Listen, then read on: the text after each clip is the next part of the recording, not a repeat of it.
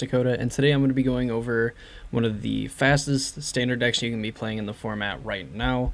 Mono Red Aggro has been something that's existed since Magic's inception. Red deck wins, Boss Sly, it goes by a ton of different names. This one obviously doing something way different than its predecessors in that it's playing a ton of these small, cheap creatures that give you a lot of value for their cost, and then following it up with an Ember Cleave, hopefully on a Giant Annex or on with Torbrand in play to just annihilate your opponent and just send them to the Shadow Realm. So what are we doing? What's going on here? Looking at the creatures in the deck, you're just mainly a ton of creatures. A lot of people just assume mono red's just a ton of burn spells and things like that.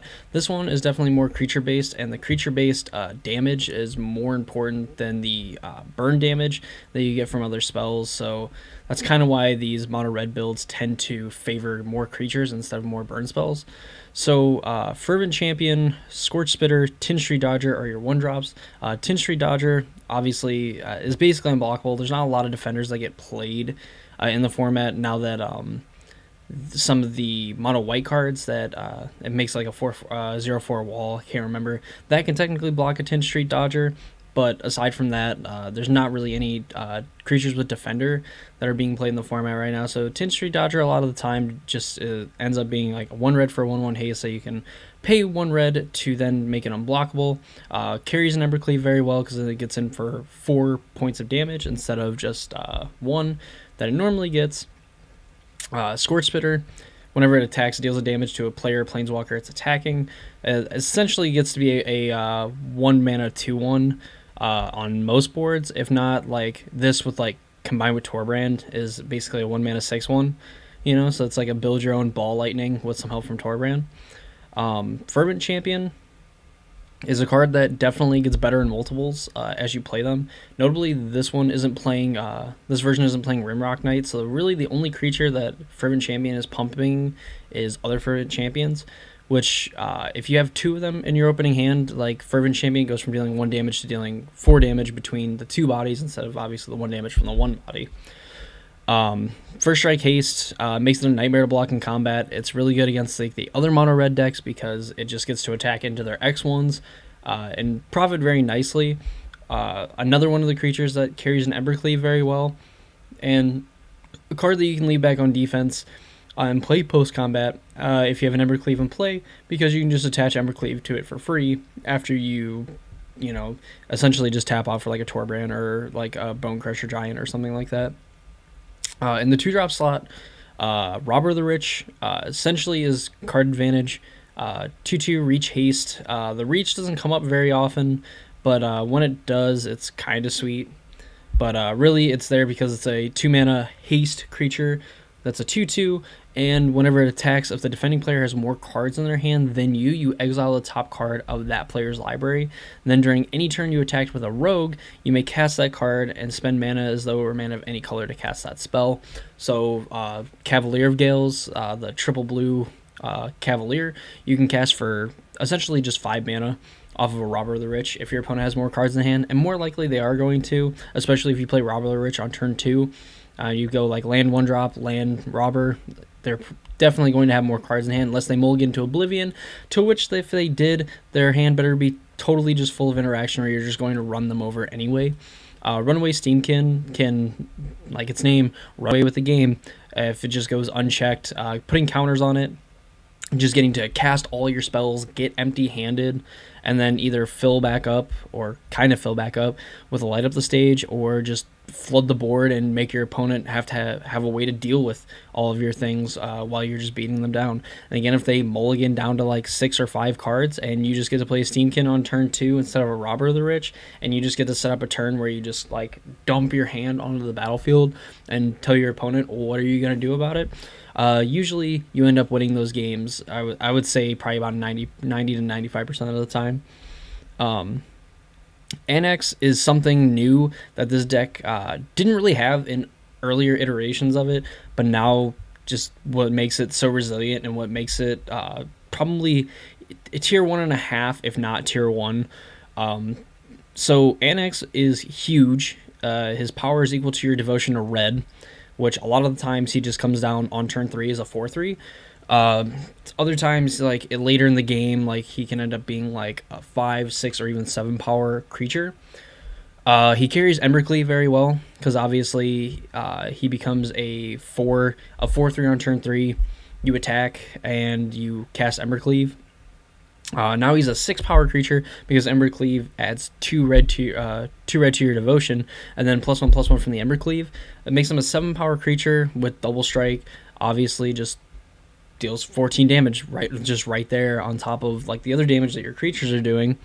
On top of that, like the fact that his power just gets bigger, even if you just play Torbrand on turn 4 after you play an Annex, obviously like Annex is now dealing 9 damage every time that he connects with something, which obviously kills just about every creature in the format, if not every creature that's played in the format. Obviously, like 10/10 Krasis are like one thing, but like realistically, Annex is beating anything that would normally beat you and isn't beating the things that are definitely beating you. Just really good, and the just for the fact that it can be huge. Another thing is that if your opponent Raths on turn 3, like they deafening clarion you, or they on turn 4 after you play like a Bonecrusher Giant or a Torbrand and things like that, this just gets to create a ton of satyrs. If your creature is power 4 or greater, it makes 2 satyrs, but if it isn't, then it just makes 1 satyr. But like if your opponent deafening clarions you on turn 3 of the game after you went champion robber Annex, like you just make 4 1/1s, followed up with like a Torbrand or playing a Castle Embereth, then you're hitting for in terms of Castle Embereth, you're hitting for 8, and if you're Torbrand, you're hitting for 12, which is just a ton of damage and something that's really hard for your opponent to deal with and forces them to have a second Wrath, basically to just beat your board. And if they just have double Wrath, they have double Wrath, but like Annex definitely punishes them for trying to basically Wrath you and then not having a follow-up or a really good follow-up to the 4, 5, 6 satyrs that you're going to make an attack with on the next turn subsequently. Bonecrusher Giant, very versatile. It's a removal spell. Deals 2 damage to any target. It can go to the face, can kill a small creature, especially in like the mono red matchups. Like the fact that like it's a 2 mana thing, it basically gives you like 7 different ways to answer a runaway Steamkin, so your opponent just doesn't take over the game with it. Deals with a lot of the other threats. Plus, can just be really good at pushing through the last points of damage. You deal 16, 18 points with your creatures. Bonecrusher Giant deals the last 2, or gets you to where like an attack is lethal. Makes combat very tricky when you factor in like Fervent Champion and Embercleave, things like that. And also being a 4/3 for 3 that punishes your opponent for targeting it with spells, and the fact that it's another creature that carries Embercleave very well, just makes this card really good. And with how versatile it is, it definitely earns the 4 copies that are in the main deck. Torbrand, if he wasn't legendary, you would definitely be playing 4 of this card. Just is insane when paired with Annex, when Annex is in play, and if you include the satyrs that Annex gets to make as well, Torbrand just kind of like runs your opponent over. Like a lot of the times, like this either ends the game or it basically makes it so it's over, where your opponent is just hoping that you don't top deck a burn spell, or that you don't have a burn spell to kill them, or you don't have a haste threat to kill your opponent after they Wrath the board for probably the second or third time. To which if they're doing it for the third time and they're still dead to any number of draws in your deck, then Torbrand is doing a very, very good job of keeping you in the game and making those winnable games winnable and not letting your opponent turn the corner, so very easy. The other spells that you're playing in this deck, Light Up the Stage is essentially card advantage. You exile the top 2 cards of your library until the end of your next turn. You may play those cards, which when you're playing a ton of like 1s and 2s and like some number of like 3s and 4s, basically the cards that you don't want to see off Light Up the Stage are like Torbrands and Embercleaves. You really, a lot of the times, like you want to see lands with your Light Up the Stages. That way you can make sure that you're hitting land drops like 3 and 4, so you can cast these cards and even get to the point where you can double spell on your 1s and 2s as well. Shock, cheap burn spell, does really good. can go to the face to deal the last few points of damage, can make combat very awkward. It allows Fervent Champions to trade up with 3 toughness things, which can be really good, and a lot of times does come up when you want to keep Fervent Champion in play so that you can play more Fervent Champions and just get in with more and more damage. Infuriate pairs really well with Embercleave because then it just makes it from +3/+2 to basically +6/+2. On top of like the +1/+1 that Embercleave gives, so like Infuriate plus Embercleave puts 7+ power on something, plus double strike is pretty good, or I guess +8 because of double strike. So it just is really good and can cause you a lot of times not really have to do math, just attack, Embercleave, Infuriate whatever you Embercleave, and just completely annihilate your opponent. Land base, pretty simple, 17 mountains, 4 Castle Embereth. Castle Embereth does really good with tokens, also does really good with like if you have just 3 or 4 creatures in play, because it adds 4 power to the board, and a lot of times like all those like little bits of points matter. You know, if you leave 1 or 2 points in combat, that can literally be the difference of you winning or losing, and Castle Embereth makes that margin even smaller of winning and losing, and just really puts your opponent dead a lot of the time. In the sideboard, red cap melee deals 4 damage to a creature or planeswalker. If a non-red permanent was dealt damage this way, you sacrifice a land. This just kills a lot of things. That's super efficient, and sacrificing a land really doesn't matter all that much when you're playing 21 lands. You're definitely able to hit your land drops pretty consistently. So if you have 5 lands in play, like that's a lot to have in play. So like bringing in red cap melees to just clear the board and really get through. Especially through like non-red planeswalker or non-red permanents that way, definitely lets you get in damage and then also like get rid of lands that you don't really need. Lava Coil, efficient removal, exiles creatures that it kills. Can be really good against like Uros and things like that. Good at killing the Cavaliers because you don't get their dies triggers.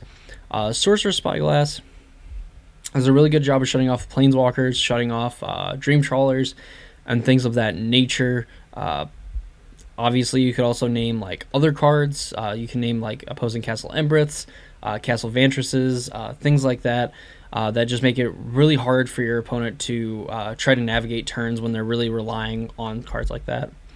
Unchained Berserker, protection from white, gets 2/0 when it's attacking for 2 mana 1/1. Pretty good because a lot of the time it gets through like dream trawlers and things like that. Also can't be hit by like glass caskets and banishing light and things like that. So just a really good card. 3 of get rid of some of your other cards that are pretty bad and like the blue-white matchups, and just bring in cards like this, and even beats Deafening Clarion as well, because Deafening Clarion can't deal the damage to something that has protection from white. The 4th light up the stage, if you just need some more card advantage, Experimental Frenzy was really good back in the day, still really good now. Obviously not as great as it was, but still just a really powerful card where if it resolves and it gets to stay in play and you're casting 4, 5, 6 spells a turn, especially when you pair it with Steamkin, where you just basically get to keep casting cards until you hit 2 lands. Just really, really powerful card. Definitely still warrants a slot in the deck.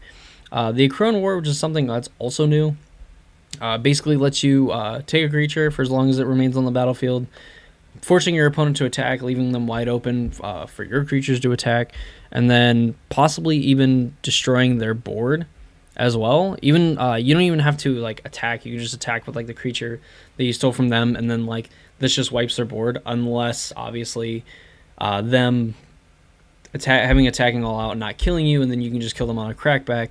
Obviously can influence your decision that way, but nonetheless, really good card. An active treason effect plus just having some other value and possibly just wiping your opponent's board. Super good. And that's going to do it for Mono Red Aggro for Standard. Really powerful deck. Embercleave is probably one of the best red cards you can play in the format. Alongside Annex and Torbrand, like this deck is just nuts. Totally worth picking up and playing. If you really want to like grind the ladder and you want a pretty decently aggressive deck, this would be the deck for you. I hope you guys enjoyed watching this video. If you're interested in Pioneer and Modern as well as Standard content, I have playlists for basically all 3 formats on my channel. Go ahead and check them out. A lot of sweet decks to be playing. I go over some like other discussion videos about like the formats, ban lists, things like that you should also check out because those videos are really sweet. I appreciate you guys watching the video. And